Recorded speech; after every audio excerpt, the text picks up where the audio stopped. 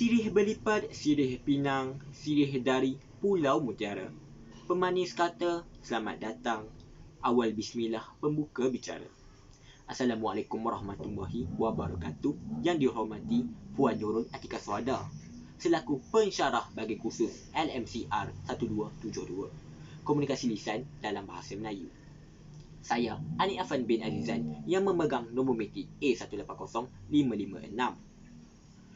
Ingin mengulas serba sedikit berkaitan dengan isu COVID-19 yang saya pasti sudah ramai tahu impaknya dari segi sosial, ekonomi maupun politik. Saya pasti anda semua sudah tahu tentang mengenai kewujudan sejarah COVID-19 ini. Jadi, tidak perlulah saya mengulas dengan lebih lanjut berkaitan dengan wabak ini. Tetapi, pernahkah anda terfikir apakah impaknya penularan wabak ini kepada industri perfilman akhir-akhir ini?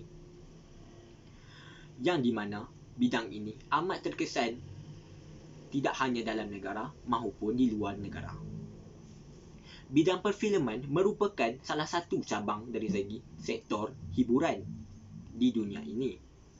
Sudah semestinya sektor ini turut terkesan dengan pelaksanaan Perintah Kawalan Pergerakan PKP yang dikuatkuasakan di kebanyakan negara akibat penularan COVID-19.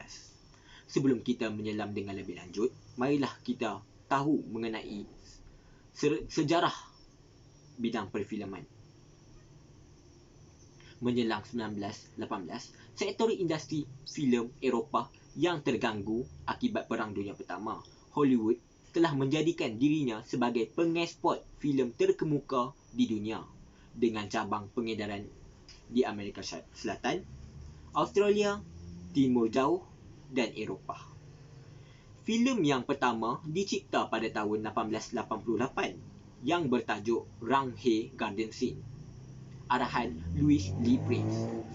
Pada 28 Disember 1895, tayangan filem komersial pertama di dunia berlangsung di Grand Cafe di Paris.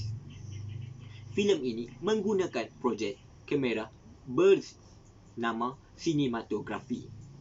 Kini terdapat pelbagai filem yang telah dikeluarkan dan ditayangkan di serata dunia.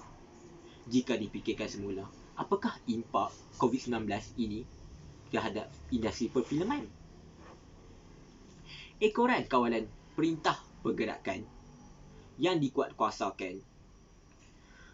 Penguatkuasaan ini telah mengakibatkan kesemua panggung wayang telah pun ditutup serta-merta.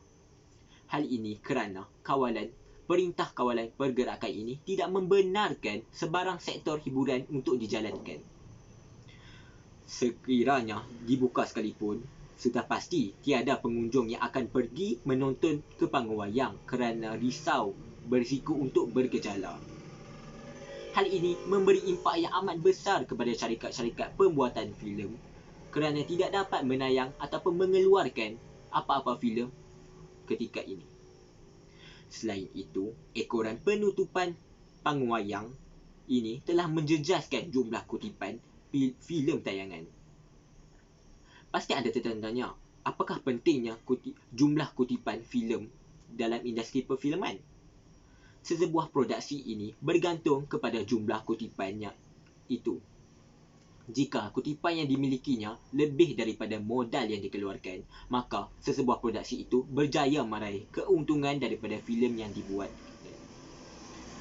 Sekiranya kutipan yang tidak mencapai standard yang ditetapkan, maka kemungkinan besar sesebuah produksi itu boleh ditutup. Kerugian ini memberi impak yang amat besar kepada sesebuah produksi filem yang besar maupun yang kecil. Impak yang seterusnya ialah daripada COVID-19 ini ialah COVID-19 ini mampu menjejaskan tarikh-tarikh tayangan sesebuah filem. Tarikh-tarikh tayangan yang dijadualkan untuk dikeluarkan pada ketika ini terpaksa diundur ke suatu tarikh yang dijangka selamat untuk ditayang ataupun dikeluarkan. Terdapat juga gangguan pada proses penggambaran sesebuah filem.